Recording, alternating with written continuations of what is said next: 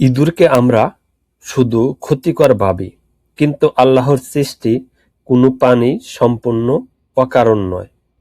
ঘরের ইঁদুর আমাদের খাবার নষ্ট করে, কাপড় কেটে ফেলে, এমনকি বৈদ্যুতিক তারও কেটে বিপদেরও কারণ হতে পারে। তাই আমরা স্বাভাবিকভাবে ইঁদুরকে অপছন্দ করি।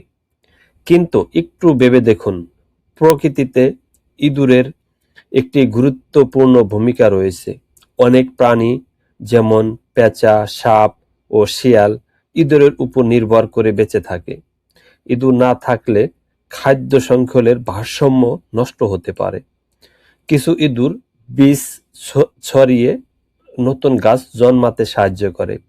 আবার চিকিৎসা বিজ্ঞানের অনেক গবেষণায় ইঁদুরের অবদান রয়েছে, যার মাধ্যমে মানুষের নতুন নতুন চিকিৎসা ও ওষুধের উন্নয়ন করা সম্ভব হয়েছে। এ থেকে আমরা বড় শিক্ষা পাই, আল্লাহ তাআলা সৃষ্টিকে শুধু বাহ্যিক দৃষ্টিতে বিচার করা উচিত নয়। প্রতিটি সৃষ্টিরই কোনো না কোনো উদ্দেশ্য, ভূমিকা আছে।